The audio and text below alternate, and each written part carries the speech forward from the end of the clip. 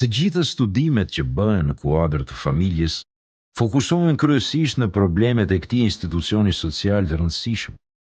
Pra, gjithmonë kur i qasen familjes, i qasen nga aspekti dhe këndvështrimi i problemeve dhe i gjërave që çalojnë. Aq shumë janë marrë me problemet e familjes, sa që kur e përkufizojnë një familje të lumtur, thonë se ajo është familja që nuk i ka këto probleme. Pra, edhe vetë përkufizimi vjen në një kuadër negativ. Por, si mund të jetë një familje e lumtur dhe ideale? Si mund të jetë një familje muslimane e cila do ta kënaqte Zotin dhe të dërguarin e tij, nëse ai do të na vinte për vizitë? Përse duhet ta përkufizojmë familjen nga këndvështrimi i problemeve, në një kohë që mund ta përkufizojmë nga këndvështrimi i aspekteve pozitive? Për këtë ne menduam që familjen e lumtur dhe ideale ta përshkruajmë në formën e një ëndre të bukur, por reale. Vallë, si do ndëroje të ishte familja jote 2 vite më vonë? Vallë, a të shkon në mendje ty o baba, si duhet t'jesh dhe si të sillesh në familje? Po ti o nën, a mendon ndonjëherë si duhet të sillesh në familje? Shpeshherë ne ndërojmë për të ardhmen, planifikojmë, vendosim strategji dhe kërkojmë partner në projektet fitimprurse. Përse të mos e bëjmë të njëjtën gjë edhe për familjen? Përse të mos i bëjmë familjarët e tjerë partnerët tanë në një projekt kaq të rëndësishëm? Dikush mund t'i konsiderojë këto ëndra si të parëndësishme dhe të parealizueshme. Këtyre njerëzve unë dua t'ju sjell ndërmend një thënie që thotë: ëndrat e së dieshmes janë realiteti i të sotmes. Ëndrat e sotme janë realiteti i së nesërmes. Vetë ne jemi rezultati prekshëm i ëndrave të baballarëve dhe gjyshërve tanë. Ata kanë ndëruar të kenë fëmijë apo nipër dhe ja ku jemi ne sot. Kjo temë do të vendos linjat e përgjithshme të temave të cilat do të vijojnë. Në ëndrat e mia, unë shoh një baba i cili punon natë e ditë, për arsye që jeta është shumë e vështirë. Ai ka 2 fëmijë, një djalë dhe një vajzë, Ahmedi dhe Selma. Njëri është 4 vjeç, kurse tjetri 6. Për shkak se jetesa është e vështirë, babai i këtyre 2 fëmijëve punon shumë. Ai punon në një qytet tjetër, larg qytetit ku jeton familja e tij. Fëmijëve të tij nuk i kanë munguar kurrë të hollat dhe jetesa normale. Por atyre u ka munguar diçka më e shtrenjtë se të hollat. Atyre u ka munguar dashuria dhe dëmshuria. Një prind i tillë më takoi një ditë dhe më tha: unë isha në ngritjen e strukturës së një kompanie dhe aktiviteti të ri, gjë e cila kërkonte shumë punë dhe mund. Punoja natë ditë për realizimin e këtij projekti. Udhtoja jashtë vendit dhe qëndroja larg familjes për javë të tëra. Sa herë që kthehesha në shtëpi, fëmijët i gjeja duke fjetur. Po ashtu i lije duke fjetur në mëngjes kur largohesha për punë. Një herë nën presionin e bashkëshortës, pranova të dal një shëtitje me vajzën time Selma. Teksa ishim duke u kthyer nga shëtitja, me makinë kisha hyrë në disa rrugë lagjesh për të mbërritur më shkurt në shtëpi. Në një çast Selma më thotë: babi, në cilën rrugë ndodhet shtëpia jote? Unë e pyeta i habitur sikur nuk kisha dëgjuar gjë. Si the o Selma? Ajo përsëriti pyetjen: në cilën rrugë banon ti, babi? Një pyetje e tillë më la pa mend. Unë nuk kisha grua të dytë që të më bënte atë pyetje. Unë e pyeta për të dytën herë: çfarë do të thuash, bia ime? Ajo shtoi: thjesht dua të di ku banon. Unë e kisha të vështirë ta bindja se jetoj me ta në të njëjtën shtëpi, pasi nuk ishte ashtu. Pyetja e saj më tronditi shumë shpirtërisht, gjë e cila vazhdoi për një javë rresht. Këtë tronditje e plotësoi fëmia i dytë, djali. Një ditë unë po kërkoja një letër të rëndësishme me një listë emrash. Teksa isha zhytur këmbë kokë në kërkim, hyn në dhomë djali im Ahmedi, i cili më pyet: ç'po kërkon, babi?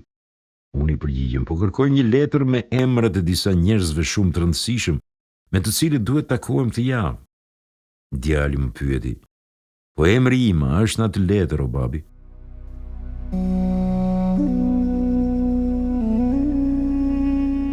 Pyetja e tij më shkatërroi fare dhe më bëri të reflektoj. Që atë ditë vendosa që familja dhe fëmijët të jenë në rreshtin e parë të prioriteteve të mia. Ata nuk kanë nevojë për para, aq sa kanë për pak kohë për të kaluar me mua dhe për dashuri dhe mshuri. Kështu fillova të ndryshoj mënyrën e komunikimit me fëmijët e mi. Fillova të kushtoj më shumë kohë dhe vëmendje. Që atëherë vendosa që ditën e pushimit ta kaloja me fëmijët e mi. Një ditë pushimi i mora të gjithë me vete, mora me qira një vark dhe shëtitëm në rrjedhën e lumit. Sytë e Selmës shkëlqenin nga gëzimi dhe sikur më thoshin, "Faleminderit babi." Atë çast ndjeva thellë në zemër se isha njeri i lumtur. Më vonë u detyrova t'i braktis për arsye pune, por çdo ditë flas me ta në telefon. Sa herë që u flisja në telefon, përgatisja diçka për të diskutuar, ndonjëherë edhe ndonjë anekdotë për të qeshur. Ditën që do të kthehesha në shtëpi, gruaja më telefonoi dhe më tha se djali nuk pranonte të flinte derisa të kthehesha unë. Kur më parë nuk kishte kërkuar diçka të tillë. Atë ditë, mezi prita të përfundoja punën që kisha në dorë dhe më duke sikur fluturoje që të arrija sa më shpejt në shtëpi dhe të vija në gjumë djalë. Gjatë rrugës, e lusja Zotin që të arrija shpejt, para se t'i zinte gjumë. Me të mbritur, e mora në krah, ushtriva bashkë me të dhe i tregova prallën para gjumit. Bashkë me prallat dhe tregimet para gjumit, unë i përcilja vlera morale. Kur mos harroni se fjalët që ja thoni fëmijëve tuaj në vesh para se të flenë, ato fjalë do të transmetohen dhe përcillen edhe niprave dhe mbesave të tua. Do t'jenë vetë fëmijët tuaj që do t'i përcjellin ato vlera tek brezët e ardhshëm. Profeti Muhammed, paqja qoftë mbi të, është modeli më i mirë që mund të kemi, lidhur me trajtimin dhe komunikimin me fëmijët dhe niprit e mbesat tonë. Ai shpeshherë përqafonte, luante dhe i merrte në prehër Hasanin dhe Husein. Ata i hipnin në shpinën në qafë dhe i kënaqej kur ishte me ta. Dikush një ditë pyeti, "A kaq shumë i do i dërguari i Allah?" Ai u përgjigj, "E si të mos i dua? Ata janë burzilokët e kësaj bote. Ata janë lumturia dhe kënaqësia ime në këtë botë." Në ëndrrën time, unë dalloj një prind shembullor i cili merr djalin e tij 16 vjeçar dhe të dy dalin shëtitje. Unë i shoh duke biseduar me njëri tjetrin, duke qeshur dhe duke u argëtuar sikur të ishin shok të ngushtë. Unë shoh që djali nuk i tregoi të atit se shokët i kishin sugjeruar të provonte drogën. Unë shoh që atë natë ai i braktisi këtë shok, pasi ati ja plotësoi nevojën për të ndjerë i vlerësuar dhe i respektuar. Unë shoh në ëndrrën time një baba i cili ka dalë shëtitje me të bien, të dy ecin, bisedojnë, qeshin dhe argëtohen, gjë e cila u bën përshtypje kalimtar. Si është e mundur që një baba të bisedojë kaq i lirshëm me të bien dhe anasjellë? Unë i shoh që kur vjen koha të ndahen, vajza i thot atit, "Faleminderit babi." Ajo nuk i thot asgjë më shumë, pasi thellë në vete ka vendosur të mos shoqërohet me asnjë djalë pas krahëve të prindërve. Në ëndrrën time unë shoh dhe një nën, e cila i pajis fëmijët e saj me energji pozitive, energji që i nxit ata drejt suksesit dhe progresit. Unë nuk flas për ndjenjat e çdo nëne karshi fëmijës saj, por flas për ato ndjenja të cilat përkthehen në praktikë dhe hapa konkret për edukimin e një burri i shtetit të ardhshëm, Salahuddin Ejubi. Gjatë rrugtimit jetës time, jam njohur me një djalë të ri, plot ambicie, zell dhe pasion. Me që kishte të lidhur internetin në shtëpi, ai hynte shpeshherë në faqen zyrtare të njërit prej universiteteve më të shquara në botë. Plot pasion, ai shfletonte faqet dhe informacionin lidhur me këtë universitet. Sa kaq zemra I rihte fort nga dëshira për të studiuar në atë universitet. Por për studiuar në atë universitet ose lipseshin shumë të mëdha, ose të shkëlqeje në të gjitha lëndët. Të dyja këto kritere nuk plotësoheshin nga Iriu në fjalë. Nga dëshira e flakt, ai filloi studionte seriozisht, me shpresë se do të fitonte pikët për të fituar një bursë në universitetin në fjalë. E ama, duke parë seriozitetin e të birit, her pas here jepte zemër. Ditën e parë të provimeve, rezultatet nuk ishin të kënaqshme.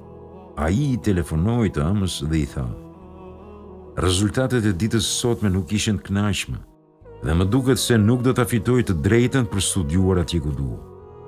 E ama I kërkoi që të shkonte tek ajo në çast. Djali shkoi në shtëpi dhe I gjeti nënën duke e pritur tek dera.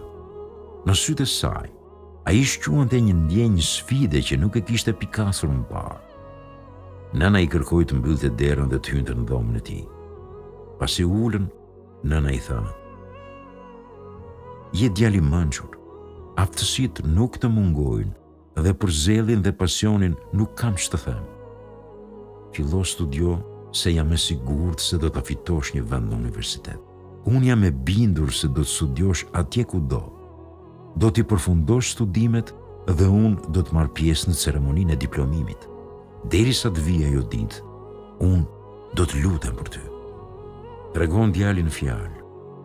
Duke parë sytë e saj që I shkëlqenin, unë I besova fjalët që më tha. Një javë më vonë, një nga profesorët e mi më thotë: "O birim, unë shoh që lodhe shumë për të marrë provimin, por mos haro se mundësitë për të ngelur janë të shumta. Prandaj është mirë që t'jesh I përgatitur." Pa e kuptuar si më dolën ato fjalë, I thash: "Ti nuk I paske dëgjuar fjalët e nënës sime. Ajo më ka thënë se do ta marr provimin dhe unë I besoj asaj." Unë hyra në provimin përfundimtar dhe e morat. Madje fitova të drejtën për të studiuar në universitetin që doja, derisa u diplomova. Ashtu siç më pati premtuar, nëna mori pjesë në ceremoninë e diplomimit. Atë ditë më erdhën ndërmend sytë e saj plot shkëlqim.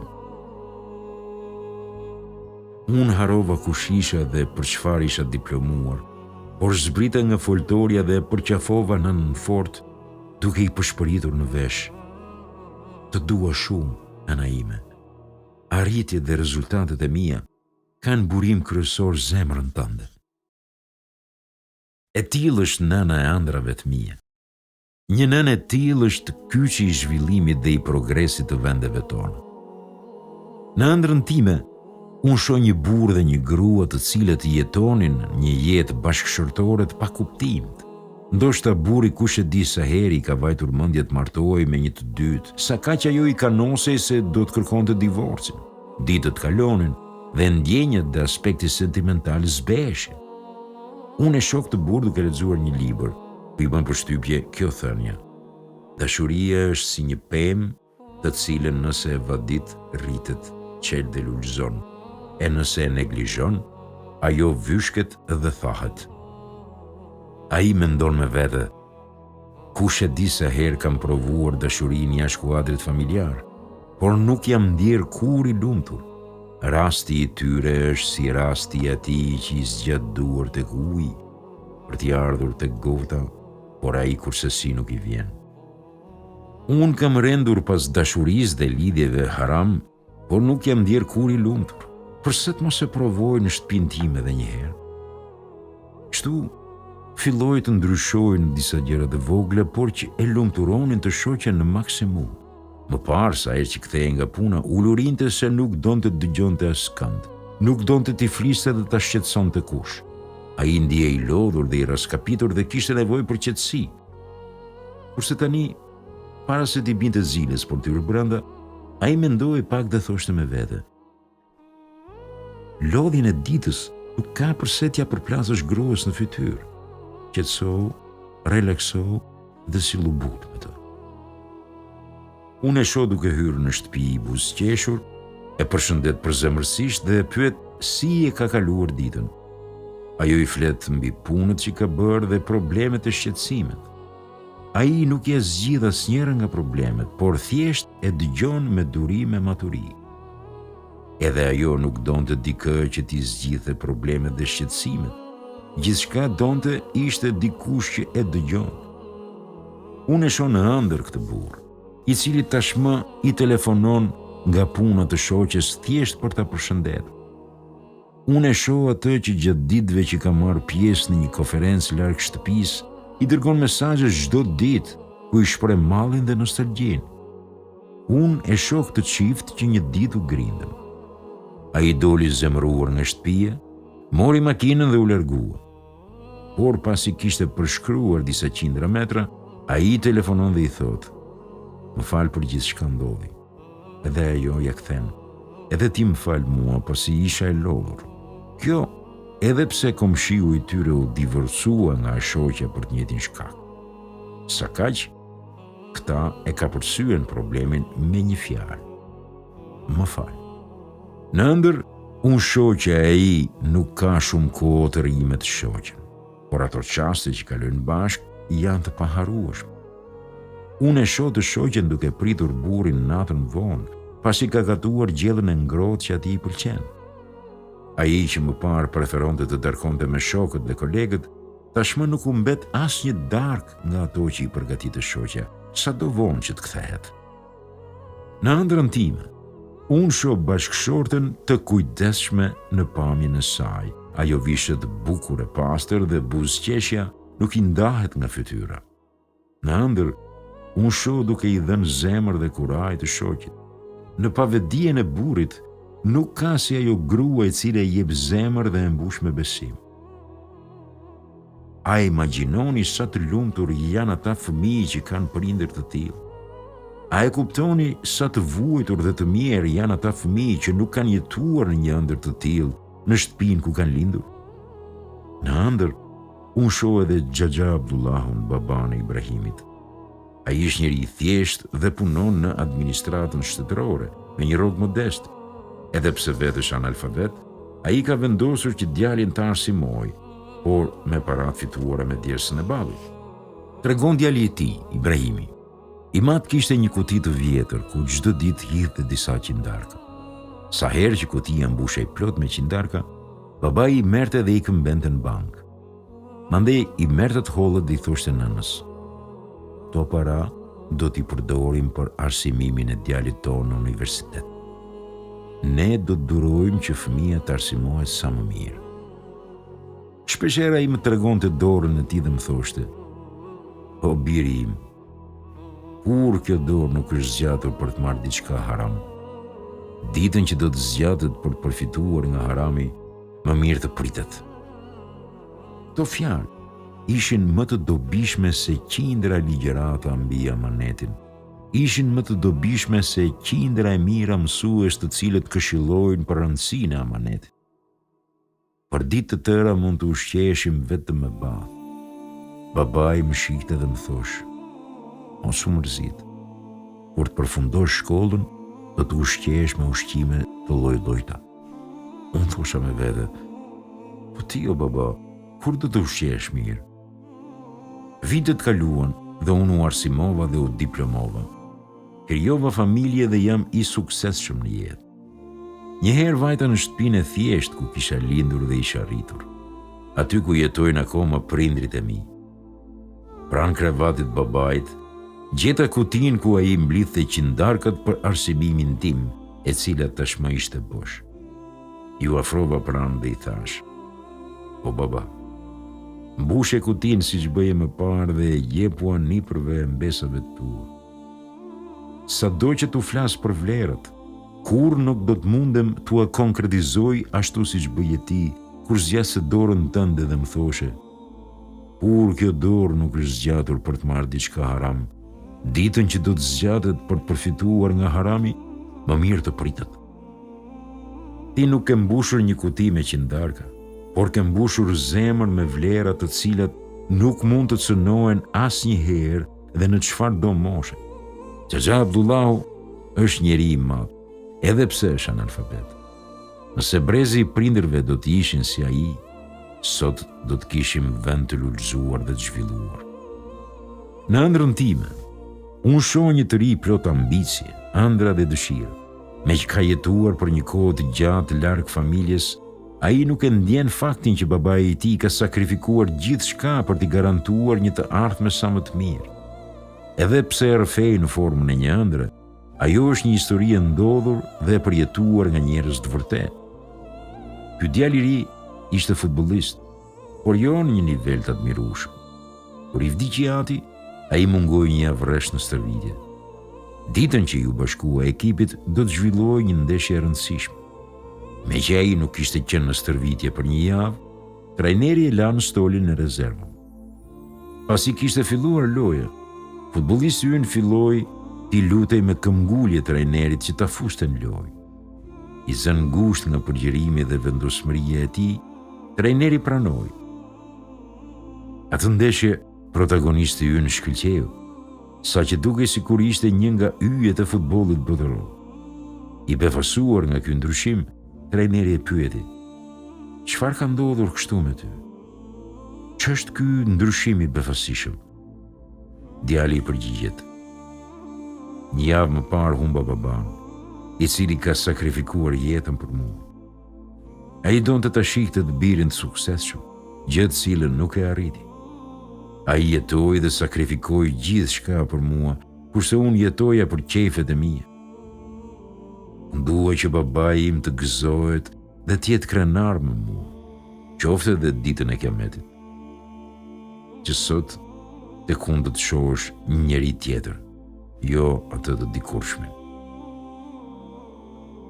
Unë e shoh në ëndër një djalë të ri, i cili pasi lexon këto rreshta, shkon tek i ati dhe i thotë që sot nuk do të jem barë për ty, që sot nuk do të shoqërohem me filanin, që sot do të shkëputem nga gjunahet dhe veset e këqija. Në ëndër, unë shoh një gjyshe të këndshme e cila ulur mes niprave dhe mbesave të saj, teksa luan dhe gëzon me ta, u thotë: "Nëse do ta dija se niprit e mbesat e mia do të më falnin kaq shumë kënaqësi, do t'i kisha bërë para fëmijëve të mi." Në ëndrrën time, shoh një familje të mbledhur për të kaluar bashkë pushimet verore. Aty dalloj hallën, nipër e mbesa, fëmijë, djem e vajza gjyshin dhe gjyshe. Në këtë ëndër, shoh Xhaxhan dhe gruan e tij, djalin e tyre bashkë me nusen. Aty unë shoh Dajen me gruan dhe fëmijët. Të gjithë janë grumbulluar dhe bisedojnë. Nuk është e thënë të bisedojnë vetëm për çështje fetare, por e rëndësishme është që të ndihen të paqët dhe të qetë. Fakti që janë bashkë si një grusht i vetëm i lumturon dhe u fal kënaqësi pafund. Rreshtat në vazhdim do të sjell ëndrat e disa njerëzve të cilët i intervistuam dhe u kërkuam të na tregonin ëndrat e tyre. Një zonjë ndroi që familja të jetë si më parë, e mbledhur dhe e bashkuar. Një tjetër zonjë ndroi që secili të kryej rolin e tij, burri të jetë burr dhe gruaja grua. Një i moshuar ndroi që të kem pranë vajzën dhe fëmijët e tjerë. Një nën ndroi që fëmijët të gjejnë një punë dhe të jetojnë të lumtur. Një zonjë ndroi që familjet të ngjajnë familjeve të xhenetit, familje të cilat i bashkon dashuria për Zotin, familje të cilat ngrihen mbi bazën e devotshmërisë, ndroi familje që shoqërohen dhe mbështeten nga melekët. Një nën ndroi një baba i cili i mban pranë fëmijët dhe një nën që bashkon familjen. Një zotëri, për mua, familja është një institucion dhe jo vetëm disa persona të cilët i bashkon lidhja e gjakut. Qëllim që ky institucion të jetë i suksesshëm, duhet të ngrihet mbi baza të shëndoshë. Ky institucion duhet të ketë një plan dhe objektiv të qartë. Secili prej familjarëve e ka një objektiv dhe qëllim të caktuar. Po vetë familja, a e ka një objektiv dhe qëllim? Unë mendoj se një familje ideale duhet të ketë një objektiv, duhet jetë e sistemuar. Një gjyshe, unë ndëroj që të rinjtë e sotëm ta konceptojnë drejt çfarë do të thotë të jesh prind, çfarë do të thotë të jesh nën dhe çfarë do të thotë të kesh familje. Unë ndëroj të kem një familje të lumtur, të shoh fëmijët që ndihmojnë njëri tjetrin dhe ata që i rrethojnë. Një tjetër gjyshe, unë ndëroj por edhe kam frikë. Kam frikë nga një ditë kur nuk do të mundemi të ndrojmë. Një zotëri, të kesh familje nuk do të thotë që thjesht të plotësosh atyre nevojat dhe të sigurosh jetesën. Nëse prindrit do t'i ndërtonin marrëdhëniet e tyre sipas dispozitave islame, do të krijonin modelin e mirë për fëmijët e tyre. Këto janë vlerat më të mira, principet më të vëra dhe moralet më të larta që mund t'u trashëgojmë fëmijëve tanë. Një baba. Ëndra ime është e thjeshtë dhe e mundshme. Unë ndëroj për një bashkim të familjes, siç ka qenë kohë më parë. Me që Zoti mi ka sjellë punët e mbara, kam blerë një shtëpi dhe një pjesë të familjes e kam sistemuar. Njerëzit kanë nevojë të ndihen të qetë dhe të sigurt, dhe më mirë se gjiri i familjes nuk u asiguron askush tjetër. Feja dhe besimi kanë rëndësinë e vet, por njerëzit janë qenie sociale dhe kanë nevojë për praninë e njëri tjetrit. Gjithçka që cekë më lart janë ëndra dhe dëshira të cilat urojmë të realizohen. Emri i kësaj serie temash, Xheneti në shtëpitë tona, nuk është i parealizueshëm. Më sipër, unë nuk kam thënë gjëra imagjinare dhe të pamundura. Unë thjesht kam cekur disa pjesë në miniaturë të një realiteti të mundshëm. Nëse do të mundemi t'i bashkojmë këto pjesë, pamja do të jetë e mrekullueshme, pasi kështu do të realizohet bashkimi i familjes. Mbi pamjen që do të formohet, do të lexojmë ngrohtësi dhe mshuri dhe dashuri. Këto tema vijnë një kohë të vështirë për familjen, e cila ka marrë atë pjetën. Ne muslimanët akoma vazhdojmë të dallohemi për ngrohtësinë familjare, gjë të cilën nuk e kanë të tjerët. Nëse pjesa tjetër e botës është zhvilluar nga ana teknologjike dhe në shumë fusha të tjera, ne kemi ngrohtësinë familjare me të cilën vazhdojmë të krenohemi. Ëndra për të cilën flasim nuk është e vështirë dhe e pamundur. Xhenetin dhe kënaqësinë që do të përjetoni brenda në familje, nuk mund ta përjetoni në asnjë vend dhe institucion tjetër. Nuk ka lidhje dhe marrëdhënie më të dashur se sa marrëdhëniet familjare.